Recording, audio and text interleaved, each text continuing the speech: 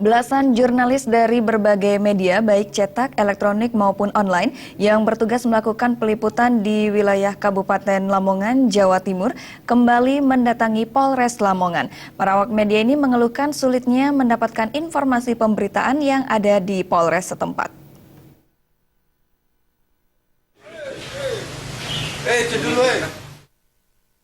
Awak media dari berbagai media baik cetak, elektronik, dan online yang bertugas melakukan peliputan di wilayah Lamongan Selasa siang mendatangi Polres setempat.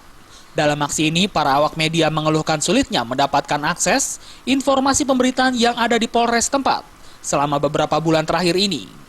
Di ruang lobi Polres Lamongan ini, belasan awak media langsung ditemui Kapolres Lamongan bersama Kasih Humas dan sejumlah perwira. Para penegak hukum ini berjanji akan lebih komunikatif terhadap keterbukaan informasi kepada awak media dengan sejumlah catatan. Salah satunya sudah melalui sejumlah tahapan penyelidikan.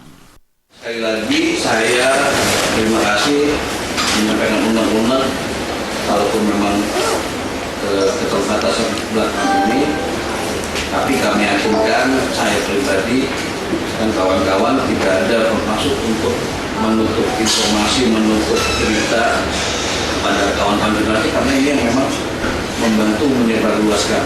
Tapi dengan catatan bahwa itu berita memang ini sudah memang selayaknya didapatkan oleh.